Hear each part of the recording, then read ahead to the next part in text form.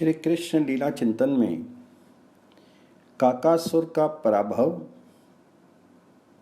औत्थानिक अर्थात करवट बदलने का उत्सव, जन्म नक्षत्र का उत्सव, शक्टासुर उद्धार। अंतरिक्ष में वायु की सी भीषण सन ध्वनि हुई। कंस सहित सभी राक्षस सामंत शंकित होकर ऊपर की ओर देखने लगे, पर भय का कोई कारण नहीं था। सब ने तुरंत जान लिया कि ये तो उन्हीं का मित्र वात देहधारी उत्कच दैत्य है, जो काकासुर की बात सुनकर के उपेक्षा की हंसी हंस रहा है।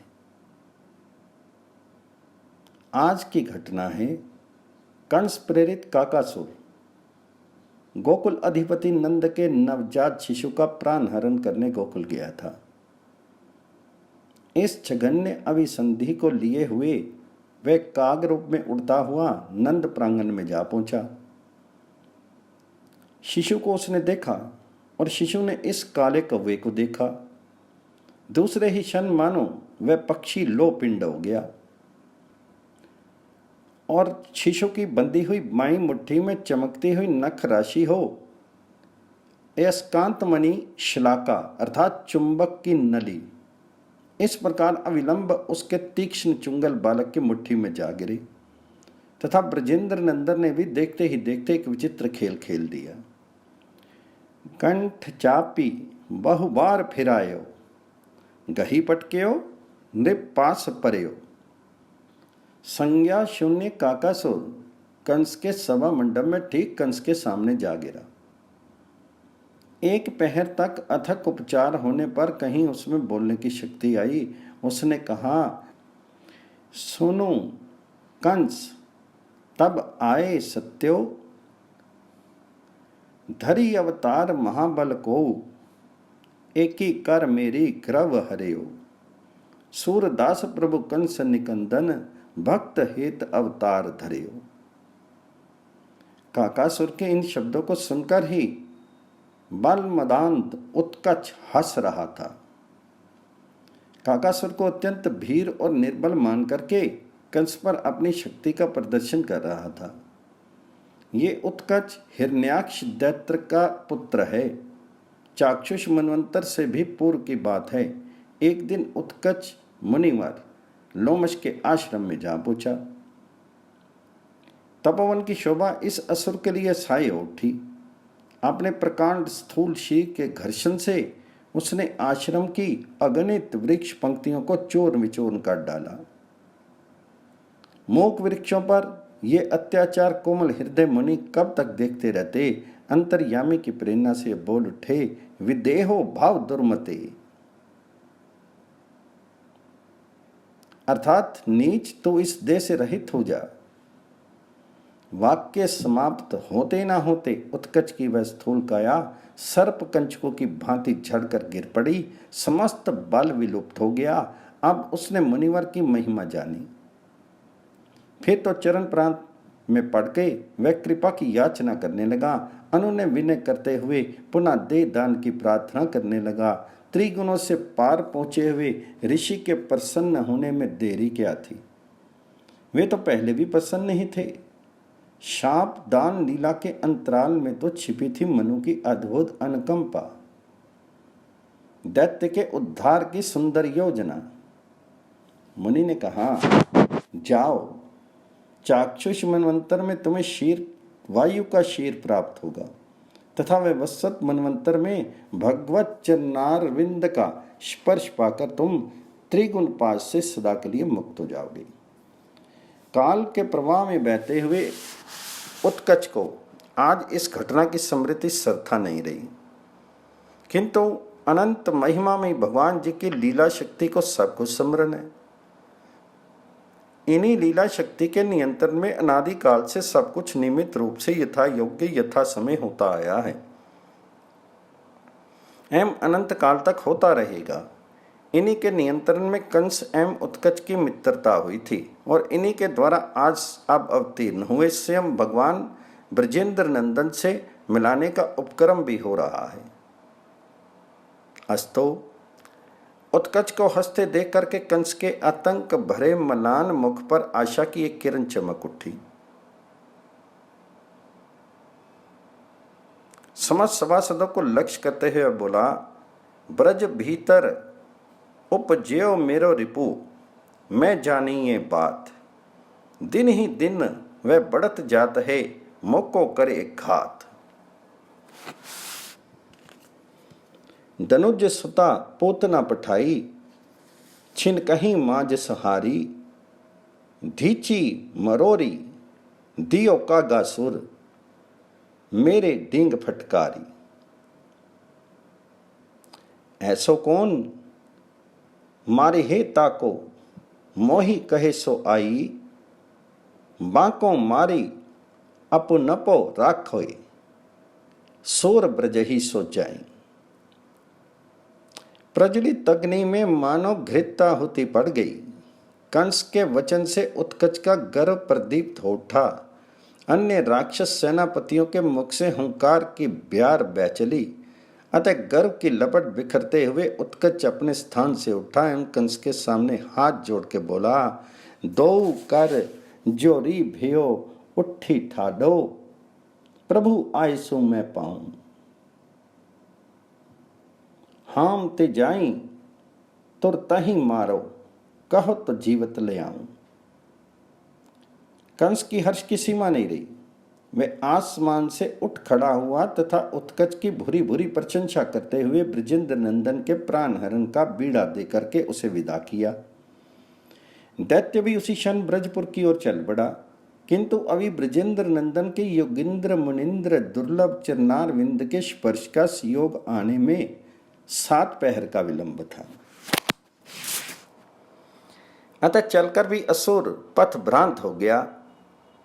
ब्रजपुर का ब्रजेंद्र ग्रह का संकेत नहीं पा सका।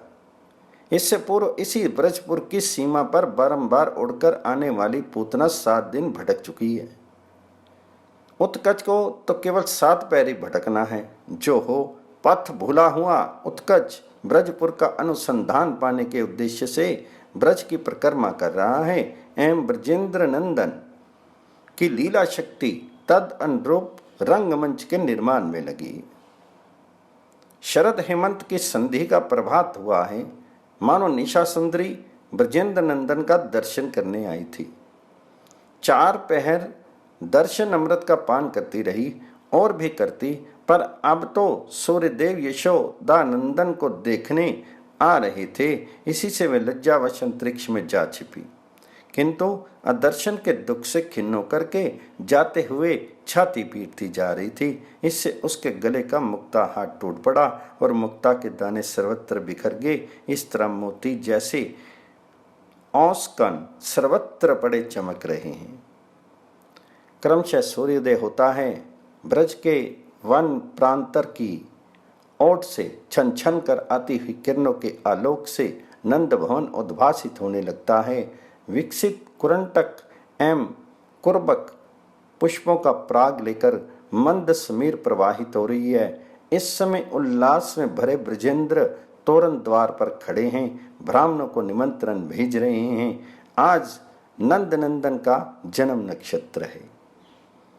नक्षत्र मास की गणना से नंद नंदन इस समय 3 मास के हो चुके हैं। ब्रजेंद्र गृहिणी जन्म नक्षत्र उत्सव की व्यवस्था में लगी है। ब्राह्मण आएंगे, पुत्र का अभिषेक होगा, विराट ब्राह्मण भोजन होगा, फिर गो बंधु बांधवों की गोष्ठी होगी, उनका सत्कार होगा। इनकी सामग्री एकत्र करने में रोहिणी जी सहित वे स्वयं जुटी हुई हैं। पर यह करते हुए भी नंद रानी का मन तो अपने पुत्र के पास है। इसलिए एक वस्तु का निरीक्षण समाप्त होते ही दौड़कर वे पुत्र के पास पहुंच जाती है। पुत्र को देख करके भंडार में चली जाती है। फिर कुछ देर बाद लौट आती है तथा अपने हृदय धन को सुप्रसन्न निहार करके पुनः रोहिणी जी सहायता करने चल पड़ती है। यशोदा नंदन की रक्षा पर इस समय धात्रियां हैं जो उनकी शैया को चारों ओर से घेर के बैठी हैं। शैया पर उतानशायी होकर नंद नंदन किलक रहे हैं। धात्रीगण गीत गा गाकर झुंझुने बजा बजा कर उन्हें किलका रही है। हठात किलकते हुए नंद नंदन ने अपने आप दाहिने और करवट ले ली। फिर तो कहना ही क्या है। अपने आप सुकुमार नंद कुमार को करवट के बल सोए देख करके धात्रियों के हृदय में आनंद का सागर उमड़ पड़ा।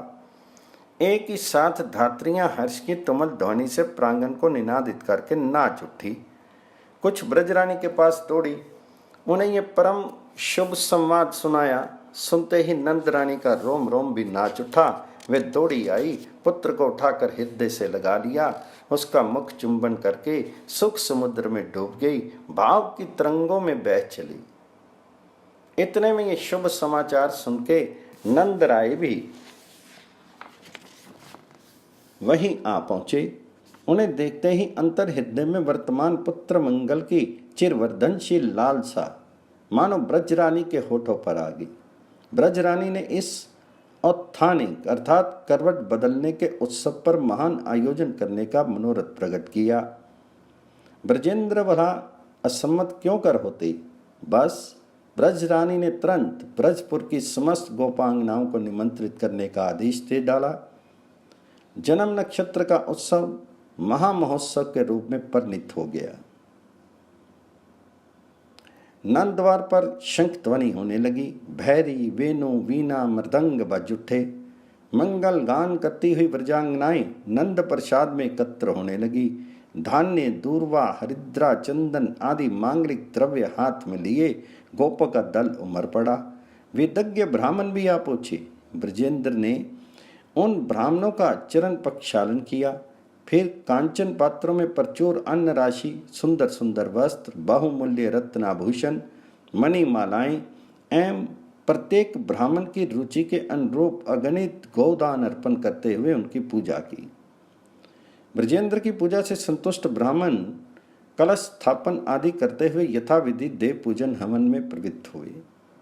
इधर गीत गाती हुई पूर्व महिलाओं से वेष्टित ब्रजरानी अपने पुत्र को स्नान करा रही है।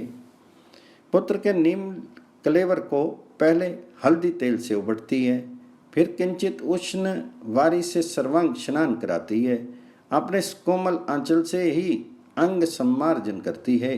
पश्चात गोद में लेकर शिशु के प्रशस्त भाल पर गोरोचन से तिलक लगाती है। तदंतर अपनी अनामिका का अच्छी तरह जल से प्रक्षालन करके पहुँच करके उसी से काजल उठा करके अभी अभी विकसित हुए नील उत्पल जैसे नेत्रों को आंच देती है। आंचते समय यशोदानंदन रोने लगते हैं। जननी उत्फुल्ल नेत्रों से एक बार निहार करके मुख में स्तनग्र दे देती है। उस समय नंद नंदन के दलित नीलकांत मणि विनिंदित अंगों की शोभा देख देख करके गोपांगनाएं सुख अतिरेक से आत्म विस्मृत सी होने लगती हैं। ब्राह्मण आते हैं, हाथों में कुश पुंज लेकर उसे शांति कुंभ जल से आर्द्र बना बनाकर मंत्रोच्चारण करते हुए यशोदानंदन के अंगों का जल बिंदु से प्रोक्षण करते हैं। प्रोक्षण के समय ही नंद नंदन के नेत्रों में निद्रा का संचार होने लगता है। उनके नेत्र निमीलित हो जाते हैं। वे दोनों हाथों से जननी का स्तन धारण किए हुए दुग्ध वात्सल्य प्रेम पीयूष पान करने लगते हैं, पर कुछ ही क्षणों में हाथ शिथिल एवं अंग अवश हो जाते हैं। माता की गोद में रहते हुए ही नंद कुमार को निद्रा देवी अपनी गोद में ले लेती है। मानो निद्रा सुंदरी ने विचार किया, श्रीनाथ के इस उत्थानिक मंगल समारोह में सभी गोप सुंदरियां आई हैं, सुख लूट रही हैं, फिर उस सुख का उपयोग मैं भी क्यों ना कर लूं। ये सोच करके वे धीरे धीरे आईं और नंद कुमार के नेत्रों का स्पर्श सुख लेती हुई उन्होंने उनको अपनी गोद में उठा लिया। प्रांगण के एक भाग में एक अत्यंत बृहदाकार शकट है। उसके नीचे शकट स्तंभों से संबंध एक अतिशय सुंदर पलना टंगा है। उसके पाए प्रबाल निर्मित हैं, पट्टियां मरकतमणि रचित हैं, उनमें लाल रेशम की डोरी एवं फीते हैं। तूल पुष्ट रुई भरी तोशक है। चारों ओर तूल निर्मित उपधान अर्थात तकिए लगे हैं। इसी पलने पर जन्नी यशोदा पुत्र को धीरे से जाकर सुला देती है। जन्नी जब इस ओर आ रही है तब उसके पीछे पीछे अतिशय कौतूहलवश कुमार वे के कति पे गोप शिशु चले आए थे। वे सब पालने को घेर करके खड़े हो जाते हैं। मैया आदेश करती है, पुत्रों तुम सब बैठ जाओ, धीरे धीरे इसे झुलाना, पर जब मेरा ये नीलमणि जाग जाए तो मुझे बुला लाना। भला माता का यह आदेश कुमार शिष्यों को परम अभिलक्षित था। वे तो आए ही थे इसलिए कि किसी प्रकार इस सांवरे के पास बैठने का उन्हें अवसर मिल जाए। वे सब के सब तोतरी बोली में बोल बोल कर माता को आश्वासन देते हैं, हाँ हाँ हम लोग ऐसा ही करेंगे। उनकी बात सुन के जन्नी हंसती है, चल पड़ती है, पर उसी स्थान पर जाकर बैठती है जहाँ से वह निरंतर पलने को देखती रह सके। अचिंत्य लीला महाशक्ति नटी ने पट परिवर्तन किया। ब्रजेंद्र नंदन की आज की लीला का द्वितीय दृश्य आरंभ हुआ। एक ही साथ 4 कार्य हुए। ब्रजेश महिषी के मन पर तो समागत अतिथियों की सेवा शुरू हुआ। स्वागत सत्कार का रंग चढ़ने लगा। कुमार बालक यशोदानंदन की ओर दृष्टि रखने पर भी बाल सुलभ चापाल्यवश शकट के नीचे से बाहर निकल आई। यशोदानंदन की निद्रा भंग हो गई और पथ भ्रांत उत्कच दैत्य पथ पा गया। उसने देखा सरता सामने अनंत कोलाहल से मुखरित नंद प्रसाद ऊंचे आकाश में सिर उठाए अवस्थित है। ब्रजेंद्र नंदन के ब्रज में आने के दिन से अब 3 मास हो गए हैं। निरंतर इन 3 मासों में नित्य नए नए उत्सव गोप गोपियों की हर्षध्वनि एवं ब्रजेश पुत्र के दर्शनार्थी समागत समस्त पूर्ववासियों की उत्कंठा परमाणुओं से अनुप्रमाणिक प्रसाद का अनु अनु आनंद की किरणें बिखेर रहा है। फिर आज तो नंद पुत्र के उत्थानिक एवं जन्म नक्षत्र उत्सव का समारोह है। इसमें प्रासाद की शोभा, प्रासाद के आनंद का तो कहना ही क्या है। वायु रूप से ही उत्कच वहां जा पहुंचता है, जहां ब्रजेंद्र नंदन शकट के नीचे एक अभिनव बाल भंगिमा का प्रकाश करते हुए अपनी लीला माधुरी का अपने आप रस ले रहे हैं। उनकी निद्रा आलस्य हट गया है। एकांत एकाकी डोलिका पर्यंक पर विराजित है। पहले कुछ देर हस्त एवं चरणों का मृदु मृदु संचालन करते रहे। पर्यंक की अरुणाभ पट डोरिका की ओर देख देख कर किलकते रहे। फिर किलकते किलकते अपनी मृदु कोमल अंगुलियों से चरण का अंगूठा पकड़ लेते हैं और धीरे धीरे उसे अपने मुख में रख के चूसने लगते हैं। वे यहाँ इस समय सचमुच अकेले ही हैं। दूर पर यद्यपि कुमार शिशु खड़े रहकर उनकी ओर देख रहे हैं, फिर भी वास्तव में इस अद्भुत बाल्य भाव का रस वे स्वयं ही ग्रहण कर रहे हैं। कर पग गही अंगूठा मुख मेलत, प्रभु पोड़े पालने अकेले, हर्षी हर्षी अपने रंग खेलत। मानो सर्वज्ञ शिरोमणि पूर्ण काम महामहिम स्वयं भगवान ब्रजेंद्र नंदन में अपने अंगुष्ठ शरित रस की महिमा का तत्व जानने की तीव्र इच्छा, उस रस के पान का अदम्य लोभ जागृत हो उठा है और वे इसे पी पी कर प्रसन्न हो रहे हैं। जो चरनार विंद श्री भूषण उड़ते नेकु न टारती, देखो धोखा रस चरनन्नी में मुख मेलत करी आरती। जा चरनार विंद के रस को सुरमुनि करत विषाद, सो रस है मोह को दुर्लभ ताते लेत स्वाद। इसी समय सरथा सबसे अलक्षित वायु की लहर के समान उत्कच नंद प्रांगण में आ पहुंचा था। शकट के नीचे किलकते हुए अंगुष्ठ रस पान में संलग्न नंद पुत्र को देखने लग जाता है। वह सोचता है, पूतना का प्राण हरण करने वाला बालक यही है, इस महान शकट के नीचे अवस्थित है। इसके नेत्रों के सामने जाकर इसके प्राण ले लें, ऐसा तो किसी भी प्राणी के लिए संभव नहीं दिखता। तथा छद्म रूप धारण करने के कारण पूतना मर चुकी है, अतः छद्म भी मेरे लिए निरापद नहीं है। इसलिए इसी अव्यक्त रूप में ही रहकर मैं अपने उद्देश्य की सिद्धि करूं। इस विचार से उत्कच किसी अन्य आसुरी माया का विस्तार न करके चुपचाप अलक्षित रूप से उस शकट में ही आविष्ट हो गया। उसने निश्चय किया, अपने विशाल शीर भार से धीरे धीरे शकट को दबा दूंगा। भार से दबकर शकट चक्र पहिए पृथ्वी में धंस जाएंगे। शकट का पृष्ठदेश गाड़ी के नीचे का हिस्सा इस बालक को पीसता हुआ धरातल में जा लगेगा। उत्कच को यह पता नहीं है कि इसी बालक के एक क्षुद्र संकल्प से अनंत ब्रह्मांड एक क्षण में पिस जाते हैं। ऐसे बालक को पीस डालने की कल्पना कितनी हास्यपद है। इधर ब्रजेंद्र नंदन को एकाकी किलकते खेलते हुए बहुत समय हो चुका है। अब वे क्षुधार्त हो गए। दुग्धपान की उन्हें अतिशय त्वरा है। वह जन्नी तो निकट है नहीं, पर रक्षा पर नियुक्त कुमार बालकों को भी ये विस्मृत हो चुका है कि नंद नंदन के जागते ही जन्नी यशोदा को बुला लाना है। वे तो दूर खड़े खड़े नंद नंदन का किलकिला देख रहे हैं। उन सबको बड़ा रस मिल रहा है। वे अपनी सारी चंचलता भूल करके निर्निमेष नैनों से नंद नंदन की ओर देखते हुए मंत्रमुग्ध से खड़े हैं। और तो क्या, यशोदा नंदन क्षुधा से पीड़ित होकर के जन्नी को अनुपस्थित पा करके अब वे क्रंदन प्रारंभ करते हैं। तब भी उन कुमार बालकों को समुचित कर्तव्य का ज्ञान नहीं हो पाता, बल्कि वे इस क्रंदन की मधुरिमा से और भी विमुग्ध हो जाते हैं। यशोदानंदन रो रहे हैं। कुमार बालक इसी स्पष्ट सुन जान भी रहे हैं, फिर भी एक अद्भुत परम आनंद की अनुभूति से उनके अंग अवश्य हो गए हैं। वे चुपचाप निष्पन्द देखते ही रह जाते हैं। उत्कच ने अब शीघ्रता की, क्योंकि शिशु का क्रंदन सुनकर जन्नी एवं नंद आदि गोप कहीं आ न जाएं। वह तुरंत शकट पर अपना महान भार डालना प्रारंभ करता है। चरमर चरमर शब्द करता हुआ शकट कंपित होने लगता है।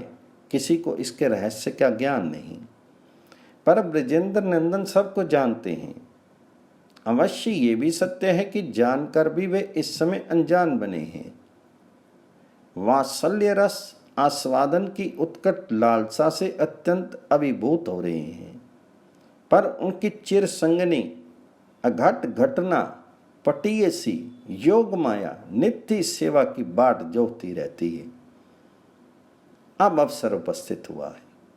ब्रजेंद्र नंदन के वात्सल्य रस आस्वादन में व्याघात ना हो, उनकी शिशुचित बाल्य माधुरी अक्षुण बनी रहे, किसी भी ब्रजवासी की किंचित भी क्षति ना हो और उत्कच का उद्धार हो जाए, ये चार सेवाएं हैं। अतः उत्कच के शकट में आविष्ट होते ही योग माया भी इन सब सेवाओं का भार अपने ऊपर लेकर के नंद नंदन के वाम मृदुल चरण में व्यक्त हो जाती है।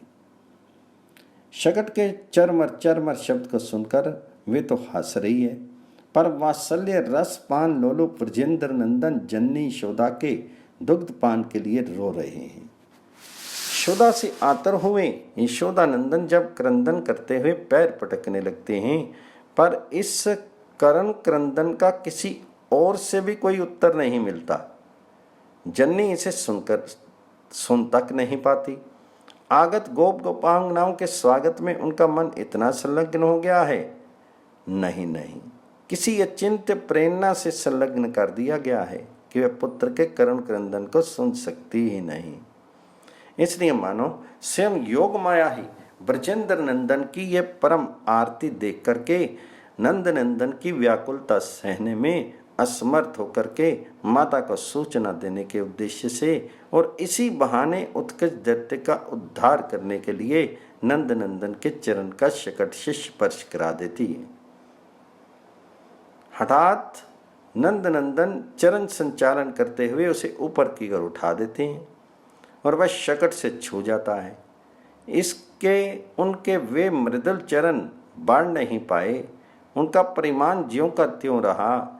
कोई भी आश्चर्यजनक अद्भुत परिवर्तन नहीं हुआ। फिर भी शिष्यों ने स्पष्ट देखा, नंद नंदन ने चरण उछाला है और चरण शकट से जा लगा है। जैसे पूतना आकाश में उछल पड़ी थी, वैसे ही नंद नंदन के नव पल्लव सुकोमल शिशुचित नन्हे से चरण के लगते ही शकट अकस्मात आकाश में उछला और अत्यंत घोर शब्द करता हुआ उलट करके यशोदानंदन से कुछ ही दूर हटकर पृथ्वी पर गिर पड़ा। शकट पर दधी, दुग्ध, नवनीत आदि से पूर्ण अनेकों बड़े बड़े कांस्य पात्र रखे थे। वे सभी चूर्ण विचूर्ण हो गए, और तो क्या, शकट के पहिए निकल करके दूर जा गिरे। धुरी अलग होकर पड़ गई और जुआ टूटकर खंड खंड हो गया। ब्रजेंद्र एवं उपनंद दौड़ पड़े। उनके पीछे उत्सव में आई हुई गोप मंडली, अरे ये क्या हुआ, ये घोर शब्द कैसा? आई, ये तो शकट उलट गया। अकस्मात ये कैसे? हाय हाय, नंद नंदन उसके नीचे था। नारायण नारायण, त्राही त्राही प्रभु, दया सिंधु करुणा में जगतपते, रक्षा करो रक्षा करो। इस प्रकार आर्तनाद करते हुए दौड़ पड़ी। गोपांगनाएं भी पुनः पूतना जैसी राक्षसी की आशंका से दौड़ो दौड़ो, यशोदानंदन को उठा लो, राक्षसी उंडे ना पावे, ऐसा चित्कार करती हुई जननी जहां पुत्र को सुलागी थी उस पर दौड़ने लगे। सबसे प्रथम ब्रजेंद्र जा पहुंचे, लपक कर पैर पटक पटक कर रोते हुए पुत्र को उठा लिया। वे अतिशय व्याकुल भरी दृष्टि से उसके सारे अंगों को देखने लगे, कहीं चोट तो नहीं आई है, किंतु कहीं कोई भी क्षति चिन्ह नहीं मिला। ब्रजेंद्र गदगद कंठ से नारायण खिल गुरो भगवान नमस्ते कहते हुए पुत्र को हृदय से लगा लेती हैं। साथ ही ब्रजेश्वरी की गोद में पुत्र को दे देने के लिए चारों ओर दृष्टि दौड़ाते हैं, पर ब्रजेश्वरी तो वहाँ है ही नहीं। वे तो दो पग चलकर ही भग्न हृदय सी होकर के गिर पड़ी थी। ब्रजेश्वर को कुछ दूर पर खड़ी अत्यंत उद्विग्ना रोहिणी जी दिखाई पड़ती हैं। श्री रोहिणी जी के नेत्रों से अश्रु का निर्झर झर रहा है। ब्रजेंद्र का मनोभाव श्री रोहिणी जी पर प्रकट हो जाता है। वे दौड़कर ब्रजरानी के पास जाती हैं। उनके मूर्छित प्राया शीर को गोद में लेकर बारंबार उनके कान में कहती हैं, बहन नीलमणि कुशल से है, सरता कुशल है, ये देखो नीलमणि को गोद में लिए ब्रजेंद्र आ रहे हैं। अन्य ब्रजांगनाएं भी तुमल हर्ष ध्वनि करती हुई ब्रजरानी को आश्वासन देती हैं। इन वाक्यों से नंदरानी में चेतना का संचार हो जाता है। वे नेत्र खोलकर देखती हैं। इसी समय ब्रजेंद्र पुत्र को गोद में लिए आ पहुंचते हैं। जननी पुत्र को देख लेती है, फिर भी उसका हृदय दुख से इतना टूट सा गया है कि शीर में उठने तक की शक्ति नहीं रही है। हाँ, पुत्र को देखते ही नेत्रों से अश्रु का प्रवाह बह चलता है तथा फूट फूट कर रोती हुई ब्रजरानी कहने लगती है, हाय रे हाय, मेरा ये नीलमणि नवनीत से भी अधिक कोमल है, केवल 3 महीने का है और इसके निकट शकट हठात भूमि पर गिरकर टूट गया। ये बात सुनकर भी मेरे प्राण नहीं निकले। मैं उन्हीं प्राणों को लेकर अभी तक जीवित हूँ। इससे तो यही प्रमाणित होता है कि मैं ब्रज से भी अधिक कठोर हूँ। मैं कहलाने मात्र को माता हूँ। मेरे ऐसे मातृत्व को, मातृवत्सलता को धिक्कार है। ओह, शकट पतन का वह कितना घोर शब्द था। यहाँ जितने थे सबके कान बहरे हो गए। पतन के वेग से पृथ्वी कांप उठी तथा वह सरथा मेरे नीलमणि के समीप गिरा। उसे कितना अधिक भय लगा होगा, वह देखो, स्पष्ट उसका मुख कह रहा है। अभी भी शकट पतन को याद करके वह डर रहा है, पर फिर भी जीवित है। ये कितना आश्चर्य है। निश्चय ही मेरे शिशु पर बार बार जो ऐसी विपत्ति आ रही है, वे मेरे दुर्भाग्य का ही महान फल सामने आ रहा है। इसकी जो कुछ भी रक्षा हो रही है, वह तो ब्रजेश के भाग्य से ही हो रही है। ब्रजरानी का ये दैन्य भाव समस्त उपस्थित गोप गोपियों के नेत्रों में भी अश्रु संचार कर देता है। ब्रजेंद्र तो पहले से ही रो रहे थे। रोते हुए वे पुत्र को नंद रानी की गोद में रख देते हैं। नंद रानी अपने नीलमणि को हृदय से लगा लेती है, मानो यशोदा नंदन की सुधा अपने तात नंद राय का अनंत वात्सल्य पूरित कर स्पर्श पाकर कुछ शांत हो गई। इसलिए नंद नंदन को पिता ने जिस क्षण पलने से उठाया उसी समय उनका क्रंदन शिथिल पड़ गया था। अब जननी के हृदय से लगने पर तो वे चुप हो जाते हैं, फिर भी रह रहकर रो उठते हैं। रो रो कर अपने मृदु कर पल्लवों को नचा नचा कर संकेत करते हैं, किंतु जननी को भय है, निश्चय ही पुत्र में किसी ग्रह राक्षस का आवेश हुआ है। इसी से वह रो उठता है। इतना कभी नहीं रोता था, शकट में कोई आवेश तो था नहीं, अन्यथा अपने आप उछलकर उल्टा होकर के वह कैसे गिर जाता। इसलिए जननी तुरंत दुग्ध पान नहीं कराती। अभी 2 घड़ी पूर्व जो ब्राह्मण जन्म नक्षत्र का अभिषेक कर चुके हैं, जो देवयोग से अभी भी नंद भवन में ही हैं, उन्हें ही ब्रज रानी बुलाती है। वे अतिशय शीघ्रता से रक्षोघ्न मंत्रों का पाठ करते हुए सत्य वचन करते हैं, रक्षा बंधन करते हैं। इस तरह गृह शांति हो जाने पर जननी यशोदा पुत्र को दुग्धपान कराने लगती है। पुत्र को प्रसन्नता पूर्वक दुग्धपान करते देख करके जननी का रोम रोम पुनः आनंद से पुलकित हो उठता है। ब्रजेंद्र शकट की ओर चले जाते हैं। इस प्रकार शकट अपने आप उलटकर कैसे जा गिरा, इस पर उपनंद आदि सभी प्रमुख गोपों से मिलकर के विचार करते हैं, किंतु कोई भी युक्ति संगत कारण ढूंढ नहीं पाते। वे कुमार शिशु अभी भी शकट के पास ही इधर उधर घूम रहे थे। उपनंद आदि इन्हें पहले भी शकट के पास खड़े देख चुके हैं। उन्होंने उन बालकों से पूछा। उत्तर में सभी शिशु कुमारों ने नंद नंदन की ओर अंगुली से संकेत कर दिया। एक किंचित व्यसक अतिशय चंचल बालक सामने आया। उत्साह एवं त्वरतावर्ष उसकी वाणी अस्फुट हो गई। फिर भी दाहिने हाथ से अपने वक्षस्थल को बार बार स्पर्श करता हुआ अतिशय उच्च कंठ से वह बोल उठा, मुझसे सुन लो। जब नंद नंदन ने चरण उठाया तब शकट से चरण छू गया। उससे छूते ही शकट उड़ा और उलट गया। इससे बोलने पर भी तो सभी बालक बोल उठे। इस रोते हुए बालक ने पैर से गाड़ी उलट दी है, इसमें कुछ भी संदेह नहीं है।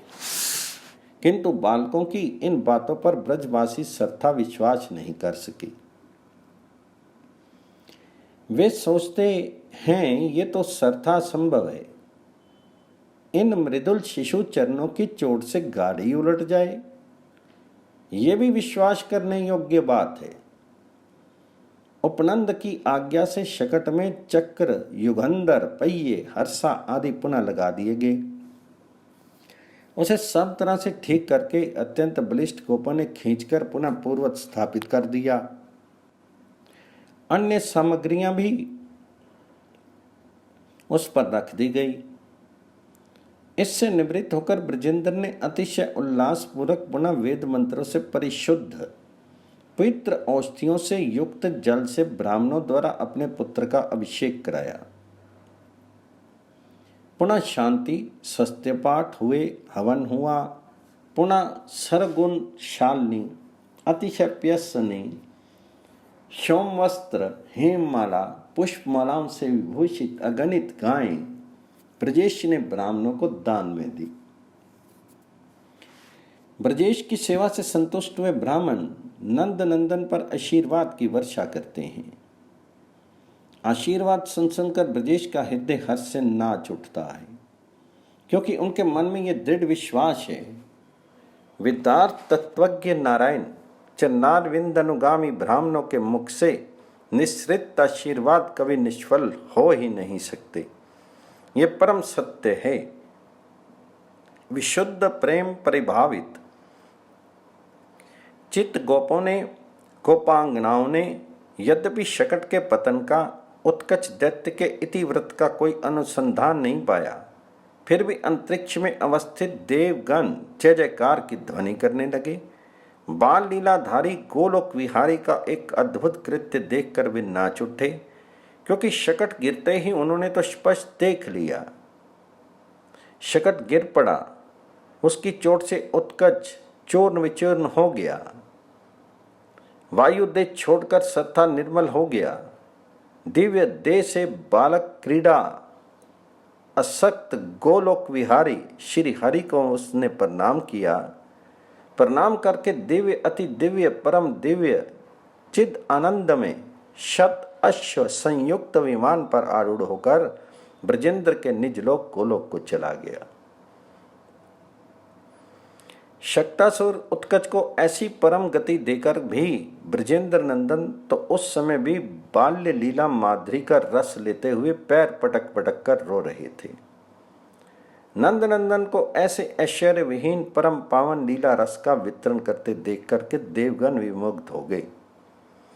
उस दिन फिर ब्रजेश्वरी ने अपने नीलमणि को क्षण भर के लिए भी गोद से नहीं उतारा। गोद में लिए हुए ही वे उत्सव का संचालन करती रही। केवल संध्या समय आधी घड़ी के लिए रोहिणी जी की गोद में नीलमणि को लिटा करके ब्रजेश की संध्याकालीन पूजा की, नारायण सेवा की व्यवस्था करने गई और समाधान करके शीघ्र लौट आई। अब ब्रजेंद्र के नारायण मंदिर में घंटा शंख ध्वनि होकर आरती समाप्त हो जाती है। तब ब्रजरानी पुत्र को लिए शयनगार में चली जाती है, पुत्र को सुलाने लगती है। जसुदा मदन गोपाल सुवावे, देखी शयन गति त्रिभुवन कंपे, ईश विरंचि भ्रमावे। असित अरुण सित आलस लोचन, उभे पलक परि आवे। जनु रविगत संकुचित कमल जुग, निशि अली उड़न न पावे। श्वास उदर उसित यों, मानो दुग्ध सिंधु छवि पावे। नाभि सरोज प्रगट पद्मासन, उत्तरी नाल पछितावे। कर सिर तर करी श्याम मनोहर, अलक अधिक सो भावे। सूरदास मानो पन्नग पति, प्रभु ऊपर फन छावे। श्री कृष्ण कन्हैया लाल की जय, नंद के गोपाल की जय।